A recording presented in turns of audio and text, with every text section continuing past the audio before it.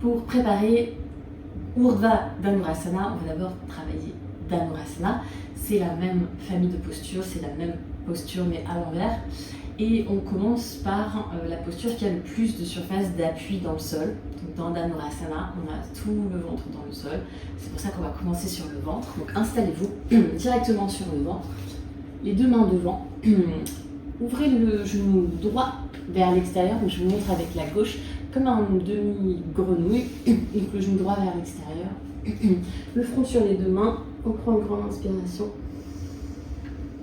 Et un petit soupir. On va juste rester là quelques secondes, le temps de se connecter avec le souffle, bien sûr. Le temps de laisser le corps se relâcher un instant.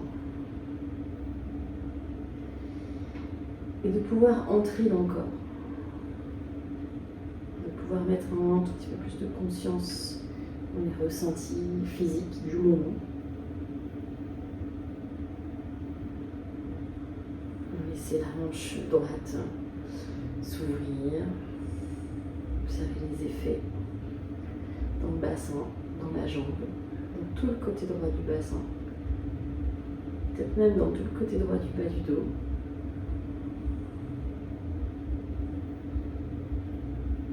Juste relâcher un tout petit peu plus encore la tête, le front sur les mains, relâcher les pensées. Et faire peut-être comme un pacte avec son corps, avec soi et soi-même, un pacte de douceur, de pouvoir préparer le corps, de pouvoir être à l'écoute du corps, donc sans forcer. Bien sûr, on a peut-être très envie de réussir cette posture, mais on peut déjà se dire qu'être là est suffisant.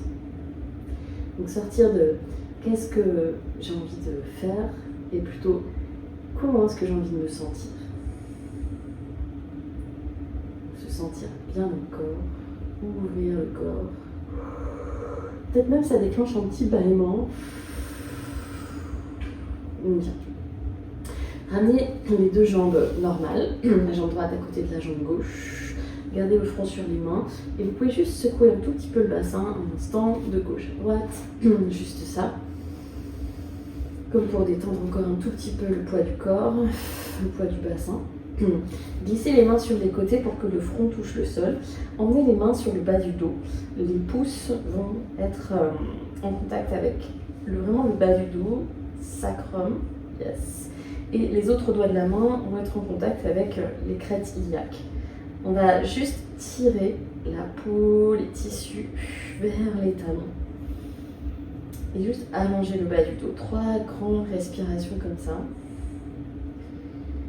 Et on garde ce pacte avec nous et nous-mêmes que ce qu'on veut, c'est ça. C'est que le bas du dos soit long. Sentir bien dans le bas du dos, sentir longue dans le bas du dos. Donc, allonger son dos, allonger sa posture. Donc ce qu'on ne veut pas, c'est fermer cette zone. Au contraire, on veut plutôt allonger cette zone. À force de sentir ça, mettre ça comme intention, peut-être vous sentez que le pubis se rapproche du sol, il s'enroule un petit peu vers le nombril. Et le coccyx, lui, il s'enroule vers les talons. Peut-être ça vous donne envie instinctivement de pointer les pieds, de tendre les jambes. Tellement les jambes sont tendues, les deux genoux décollent du sol. Juste on enroule encore un petit peu plus le coccyx, on serre les fessiers. Et on doit pouvoir décoller la tête de 3 petits centimètres, pas plus, et venir poser les mains à côté de la poitrine. Donc pas sous les épaules, un petit peu plus, 10 cm plus bas que les épaules. On va d'abord lever les yeux, un tout petit peu, sans jamais creuser la nuque. Donc on va lever la tête sans trop lever la tête, plutôt une petite diagonale. Ok, d'abord on écarquille les 10 doigts de la main pour que vraiment les paumes de main pressent dans le sol. Ce qu'on va faire, c'est tracter, tirer les mains vers les pieds. Et sortir un petit peu plus la poitrine. Sortir la poitrine, sortir la poitrine. La tête, elle est toujours en diagonale, donc je le visage 45 degrés par rapport au sol. C'est très technique, c'est très mathématique ce que je vous dis. Donc l'intention, c'est que les mains aillent vers le bassin vers les mains. Les coudes vers l'arrière, les épaules vers l'arrière, vers le bas. On doit pouvoir décoller les mains et les reposer. On tracte un tout petit peu plus encore. Décoller les mains un tout peu plus dur. Reposer les mains, on résiste encore. Normalement, c'est censé être dur.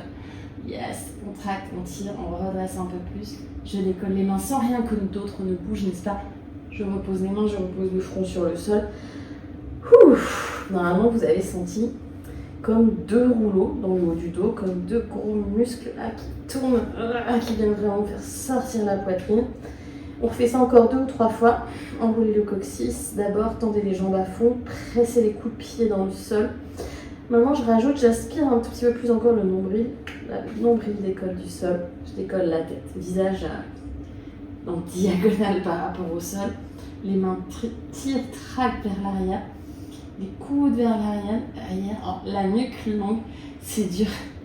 Yes, je décolle les mains et je repose. On tracte, on tire. On va un peu plus loin, on décolle les mains sans lâcher les pieds, on repose. Dernière fois, c'est dur. And relax. Ok, on rajoute juste talon-fesse avec le pied droit, talon-fesse avec le pied gauche pour bouger un petit peu les jambes. Vous pouvez bouger un petit peu différemment aussi, moins structuré, plus comme si on voulait faire des petits cercles.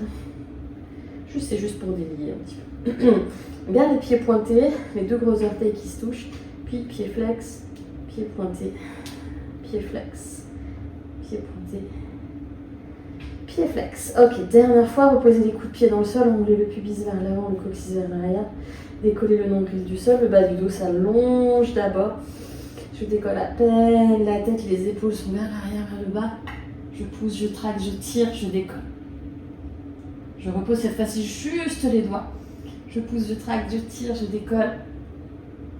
Dernière fois posée. Un tout petit millimètre plus loin. Décoller. And relax. Ok, secoue le bassin. Bien. Ok, talon-fesse juste avec le pied droit, le pied est pointé. Donc je refais toute la même mécanique, c'est beaucoup de temps de préparation. Donc peut-être que là, ce qu'on peut faire, c'est décoller un tout petit peu le genou gauche. Et comme si on, ou même le pied droit, pardon. Et c'est comme si on voulait toucher le mur de derrière avec le pied droit, avec le genou droit. Donc j'allonge cette jambe droite, je replie, talon-fesse. Le genou droit reste un tout petit peu décollé. On vient sur le bout des doigts. Petit cobra comme ça. Maintenant, on va pouvoir décoller les mains, ou une main après l'autre pour poser coude droit, coude gauche, l'un après l'autre pour venir en sphinx. C'est tout pareil, les mains tractent, tirent vers l'arrière, la poitrine se redresse. Yes, le visage recule un petit peu, donc j'éloigne le visage du mur qui est devant moi. Pour l'instant, je ne lève pas encore trop la tête, juste le visage face. Mais je vais travailler un petit peu plus avec cette jambe droite. Je veux monter un petit peu le genou droit sans que ça pince dans le bas du dos. Le bras gauche, ou l'avant-bras gauche en diagonale. Donc là, ma main gauche, elle va vers la petite grenouille de Manduka. Je décolle main droite. J'attrape le pied droit dans la main droite. D'abord, le pied droit, je vais essayer de le ramener vers moi. Donc vous pouvez, avec votre main droite, ramener le talon vers la fesse pour étirer le quadri. Surtout le bas du quadri. Donc si on n'enroule pas le coccyx, on ne peut pas sentir tout à fait la même subtilité. C'est vraiment important d'emmener cette longueur dans le bas du dos là. On peut tourner les doigts de la main vers l'avant. Yes. Et peut-être le regard à droite. Je relâche. Maintenant j'attrape au niveau du pli de la cheville droite, voire même le tibia si on veut. Et on va pousser le pied derrière pour ouvrir l'épaule droite. Peut-être, c'est peut-être un peu tôt, mais pour certains, certaines, peut-être on pousse dans la main gauche et le bras gauche décolle. Je replie le coude droit, le coude gauche. Je repose les 2 coudes sur le sol, je relâche la jambe droite dans le sol. Ok, les 2 mains l'une au-dessus de l'autre. Écartez les coudes un petit peu plus. Reposez le front sur les mains. Reprenez cette conscience dans le bassin, dans le bas du dos. Réengagez les 2 jambes. Décollez la tête, décollez la poitrine. Pressez dans les mains pour tendre les bras. Et je repose. On vient faire comme ça quelques 4 quarts façon sphinx. J'inspire plutôt, je décolle la poitrine, je lève la tête, là on peut aller un petit peu plus lever la tête. Expirez, posez le front sur les mains. Faites des petites séries mouvements ici. Et on va rajouter, je vais décoller, tourner la tête à gauche, presser dans les mains pour aller chercher aussi une petite rotation de la colonne. Je regarde à gauche, je repose, je regarde à droite, je décolle, j'ouvre un petit peu plus, là encore, et je repose. Ok, encore à gauche, inspire, expire, pause, à droite, inspire. Et expire, pause, reviens au centre. Maintenant, on voit si on peut faire des cercles. Gauche, tout en haut, droite et en bas. 3 cercles dans un sens. Un dernier dans ce sens. Change de sens pour 3. N'oubliez pas le souffle. Pour 2. Un dernier. Ok. On revient au milieu, on relâche tout. Ouvrez le genou gauche vers l'extérieur cette fois-ci. Prenez un tout petit temps pour sentir ce qui se passe. Juste un petit temps de pause, de respiration. C'est aussi le bon moment pour déjà observer s'il y a des tensions éventuelles dans le bas du dos. Quand je dis tension, c'est pas forcément une douleur incroyable, insurmontable, mais juste pour voir s'il y a une petite gêne, une sensation peut-être de compression. Juste pour voir ça. Et pour voir comment on réagit à ça.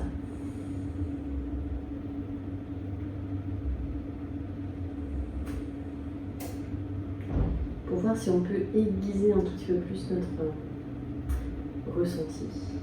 Et mettre plus de palettes de couleurs, de nuances de couleurs sur la douleur. Mettre plus de mots sur la douleur, plus de curiosité sur la douleur, la gêne, la compression, la tension, le pincement.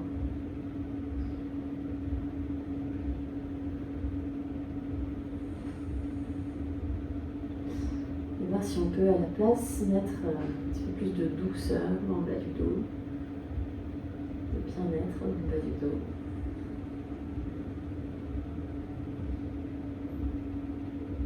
Et on relâche. Ramenez les deux jambes ensemble.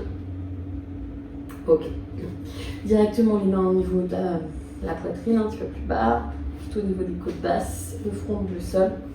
Engagez les jambes, neutralisez le bassin, ne trop verser le bassin, rendez-le vraiment très serré, très compact. Décollez la tête, la poitrine un tout petit peu. On a peut-être gagné des millimètres depuis tout à l'heure. Cette fois-ci, pardon, on décolle les mains.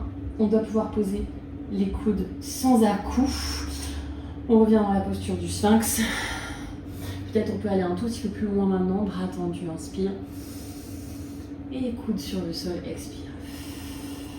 Bras tendus, inspire. Coudes sur le sol, expire. On peut même relâcher la tête, bras tendus, inspire. Et coudes sur le sol, expire. Talons, fesses avec le pied gauche, le bras droit en diagonale, on attrape le pied gauche dans la main. D'abord, je ramène le talon vers la fesse. J'enroule le coccyx. Peut-être je vais moins loin, hein. Ok. Parce que si je lâche dans le bas du dos, bien sûr, après je peux aller plus loin ici. Et si je garde le bas du dos qui s'allonge, je perds un tout petit peu en amplitude. Donc on veut une souplesse contrôlée. Autrement dit, de la mobilité. Maintenant, le contraire, le pied tire vers l'arrière. Le genou gauche, il décolle à peine, hein, à peine du sol. Option bras tendu, le regard à gauche. Ici, dans ces postures-là, vous pouvez relâcher un instant. On va la refaire une fois de chaque côté. Imaginez que là, votre objectif, ce serait de toucher votre pied avec votre tête avec votre pied. On fait à droite. Et on voit ce qui se passe si on imagine qu'on veut toucher notre tête avec notre pied. Et maintenant, on va faire une deuxième sensation, deuxième objectif. Imaginez que vous voulez que votre nombril touche un mur imaginaire. On dit qu'on a un mur là devant nous. Et on va imaginer que notre nombril veut toucher le mur. Et on voit si c'est plus intéressant. La sensation est complètement différente. Pareil de l'autre côté.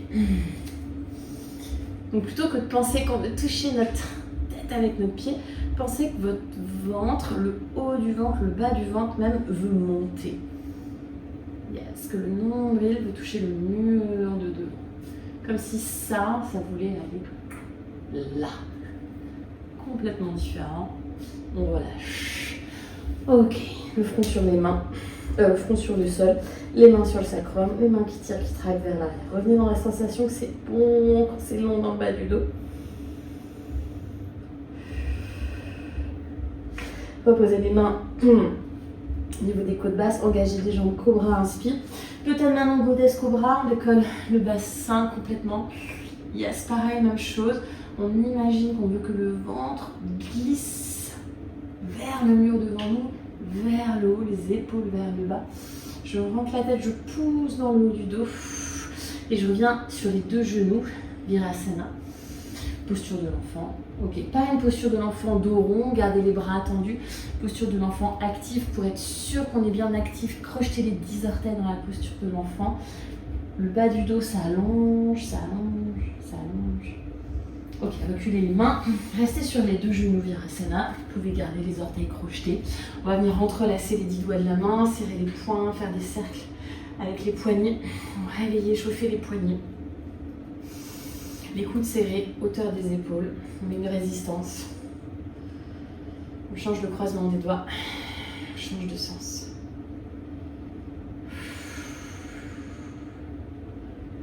Ok. Petite vague. Changez le croisement des doigts, petite vague dans l'autre sens.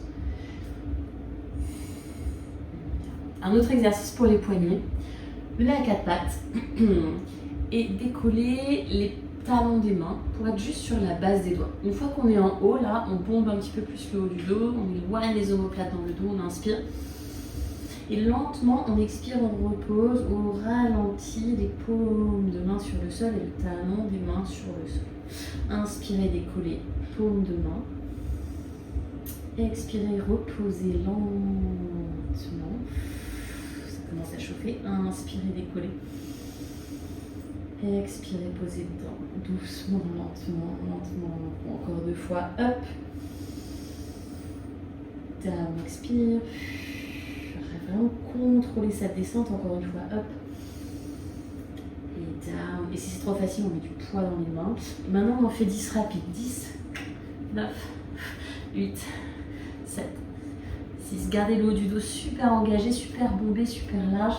3, 2, 1. On relâche tout. Secouez les mains. Yes, secouez vraiment, comme si on voulait vraiment mettre de l'espace entre les os de l'avant-bras, les os de la main, les deux mains. Yes. Ok, venez sur les deux genoux, posez le pied droit devant vous, demi-fente. Tout doucement, tout progressivement. C'est pas un à-coup. Progressivement, comme on a fait sur le ventre, le pubis remonte, le coccyx descend. La peau du bas-ventre s'absorbe. Le ventre, il veut monter, il veut toucher le mur de devant. Je plie un petit peu plus le genou droit. Je commence à être un petit peu plus strong dans mes deux jambes. Levez le bras droit vers le ciel. Amenez la main gauche sur le côté droit de la poitrine. Serrez le poing droit. Faites des petits cercles, comme si vous vouliez dessiner un cercle sur le plafond. 4, 3, 2, 1. Change de sens. 5, 4, 3, 2, 1. Ok, maintenant, petit balistique. Yes, devant, derrière, 10. 5, 3, 2, 1. La main droite entre les deux omoplates, la main gauche sur le coude droit. Et on ouvre un petit peu plus encore l'épaule. Donc l'épaule, on la prépare, mais c'est pas tant l'épaule qui fait le job. C'est plus la colonne vertébrale. Donc parfois, moi je vois des personnes très souples des épaules, donc elles font le Urdhva Dhanurasana, tout avec les épaules. Et bon, voilà, c'est toujours un peu des deux. Un peu d'épaule, un peu de jambes. un peu de colonne, un peu de tout ça. Ok, on voit si on va un peu plus loin à chaque fois. Relâchez, posez la main gauche sur le sol, piste au squat, crochetez les orteils du pied gauche, soulevez le genou gauche, envoyez la jambe gauche devant vous. On est assise, jambes pliées, jambes tendues. De là, je roule sur le dos pour faire demi-pont avec une jambe, jambe gauche en l'air. Et je redescends. Et on fait 10 fois up and down, un peu rapide. 8, 7, 6. Donc on prépare très rapidement les jambes. 4, 3, 2, 1. On reste là sans bouger. 3, 2, 1. Posez les deux pieds sur le sol, demi-pont. Les mains restent à plat dans le sol. Les deux omoplates touchent le sol pour l'instant. Yes. Tout est vraiment dans les jambes, dans le bassin. À fond, à fond, à fond, à fond. On garde ça, on lâche rien vraiment. On met les mains de chaque côté des oreilles. On ne va pas monter en pont, je vous préviens tout de suite. Yes, c'est vraiment une prépa. On va à peine pousser, poser la tête. Et reposer. Poser la tête. Yes. Encore une fois. Comme si je glissais la tête, je repose. Là, je vais rester un petit peu exprès, les genoux plus pliés que d'habitude, les talons vraiment vers les fesses. Je peux me rapprocher encore. Donc là, mes talons, ils touchent mes fesses. J'attrape mes chevilles. Bien. Juste ça. Bien sûr, on pourrait dire qu'on amène les genoux dans le sol et qu'on remonte en chameau, mais pas tout de suite. Juste ça, on prépare les extenseurs de hanches. Les fléchisseurs de hanches, voilà, le psoas là. Donc si les genoux partent complètement sur le côté, c'est l'adducteur qui va faire le job. Alors nous, on veut plutôt que ce soit vraiment le psoas qui fasse le job. Donc c'est comme si j'avais une brique entre les deux genoux. Bien, on relâche. Donc je recule, une épaule après l'autre. Clac, clac, clac. Ok, roulez d'avant en arrière, venez vous asseoir. Posez les mains devant, venez à quatre pattes. Planche, chaturanga. Inspire, chien tête en haut. Expire, posture de l'enfant active. Allongez le bas du dos. On rajoute les deux mains sur le côté gauche pour allonger tout le flanc droit. Donc dans une inclinaison de la colonne.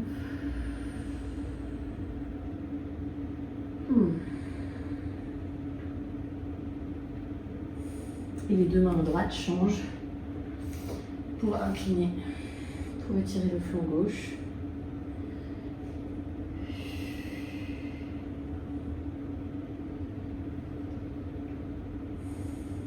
Revenez les deux mains au milieu.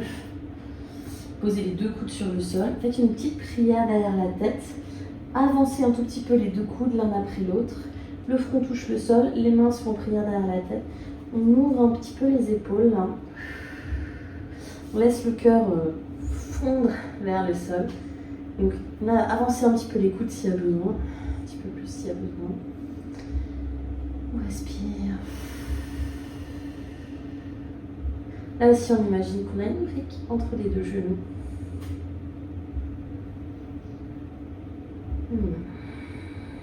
Ok. Reposez les deux mains sur le sol. Venez vous asseoir en Virasana. Juste la posture sur les genoux, on déroule la colonne. Cool. Venez sur les deux genoux, posez le pied gauche devant. On prend le temps ici, pied pointé derrière. Côté droit du bassin qui avance légèrement. Genou gauche qui se plie un petit peu plus. On prend le temps. Yes. Levez le bras à gauche, posez la main droite sur le côté gauche de la poitrine. Serrez le poing gauche. Dessinez des cercles sur le plafond. Donc, bien actif, hein, le bras bien tendu. Change de sens, on imagine qu'on porte un poids de 1 kg dans la main. Ok, et devant, derrière. 5, 3. Ok, la main gauche entre les deux omoplates. La main droite sur le coude gauche. Allez chercher un petit peu plus de souplesse maintenant.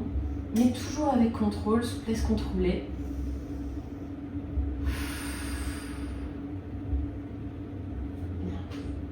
Relâchez. poser la main droite sur le sol, crocheter les orteils du pied droit, soulever le genou droit, traverse la rivière, ramène le pied droit devant, on pistole. Ok. On est assis, assise, jambe gauche fléchie, jambe droite tendue. Je roule sur le dos pour faire demi-pont. Donc la jambe droite reste en l'air, je repose, on en fait 10, 9, 8, 5, ça chauffe, 4, 3, 2, 1, on reste en haut. Ok, posez les deux pieds sur le sol. Restez dans ce demi-pont. Les deux omoplates touchent le sol comme tout à l'heure, les côtes sont fermées, les os du bassin montent. Main à plat, comme si on voulait attraper, toucher nos talons avec le bout de nos doigts. On repose. Cette fois-ci, on rajoute une torsion. Right. Ramenez les deux genoux à la poitrine, mais pas trop. Donc gardez bien le dos long. On ne veut pas arrondir le dos. On ramène les genoux à la poitrine, mais on garde vraiment les os des fesses dans le sol. Donc c'est pas complètement. Il ne faut pas que ça décolle. Les jambes à gauche, la tête à droite. Vous la rendez active, cette torsion. Yes. Ça veut dire qu'on ne se laisse pas complètement aller comme en ligne, mais on est avant de chercher des oppositions, comme si le genou droit voulait aller vers la fenêtre pour moi, et la main droite vers le miroir.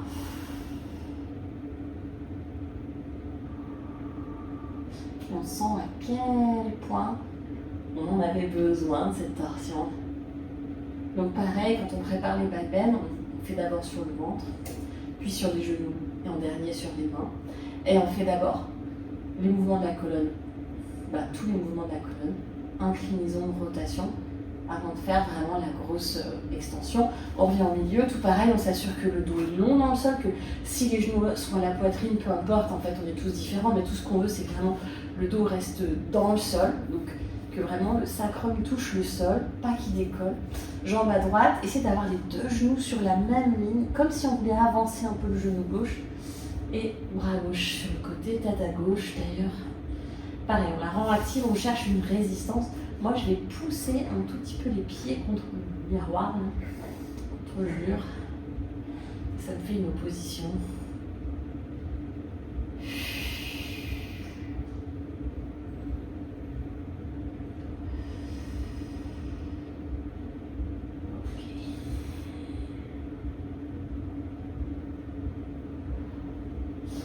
On revient au milieu. D'abord, on roule l'avant en arrière pour venir s'asseoir. Faire Dhanurasana. D'abord sur le ventre. La même posture, mais sur le ventre. Yes. Donc, ce cobra actif, c'est vraiment le haut du dos qui monte en premier. Ouais. Et pas relâché ici, mais vraiment le pubis dans le sol, le nombril dans le sol. Les mains qui font pratiquement rien. Talons fesses. Pas les genoux trop écartés, un peu écartés, mais pas trop, comme si on serrait une brique. Mais c'est pas grave si les genoux sont écartés, on imagine qu'on serre une grosse brique. Ok, je décolle les mains. Pour l'instant, je fais juste ça, un Shalabhasana. Donc, avec ou pas les mains dans le dos, c'est comme vous voulez, avec ou pas les poings serrés dans le dos. Mais juste pour voir que je peux activement toucher, sans et pas passivement, attraper passivement et ensuite monter. Et là j'ai un moins de longueur, en fait c'est dans le ressenti, vous le sentez tout de suite. Mais d'abord allonger, activement plier les genoux, activement décoller les genoux du sol, activement tirer les doigts de la main vers l'arrière et ensuite les pieds viennent dans les mains, tout simplement, j'ai envie de dire. Et les pieds vont pousser, tirer, tracter vers l'arrière, vers le haut. On peut relâcher un petit peu. On peut le faire. Pour l'instant, n'essayez pas d'aller au maximum. Essayez plus d'explorer ce geste. Un geste qui c'est pas j'attrape et je monte, mais je suis active dans une montée contrôlée et une descente contrôlée. Contrôlée avec lenteur. Si c'est pas avec lenteur, c'est que c'est pas contrôlé. Faites une petite pause s'il y a besoin.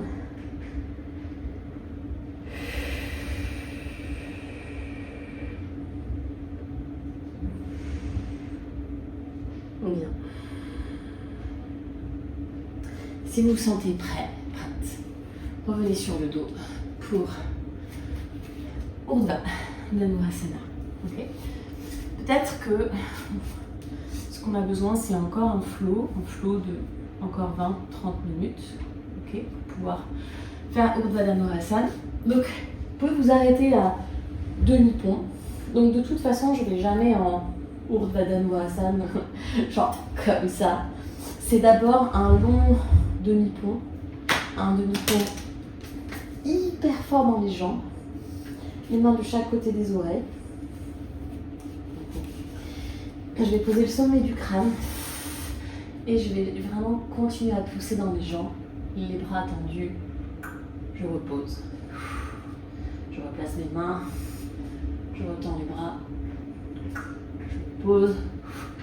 Dernière fois, pousse, repose, repose, repose. À nouveau, on attrape les chevilles dans les mains. Yes, on glisse les fesses vers les talons. On Supta Virasana. Là, mes genoux sont loin du sol, mais je l'ai vu sur Insta, sur une élève. Si vous voulez remonter en chameau, là, d'abord poser les genoux, tête et genoux, tête, genoux. C'est un jeu entre les deux. Tête, genoux, genoux, main, main. On revient. Ok. Posez une main sur le cœur, une main sur le ventre, observez des effets.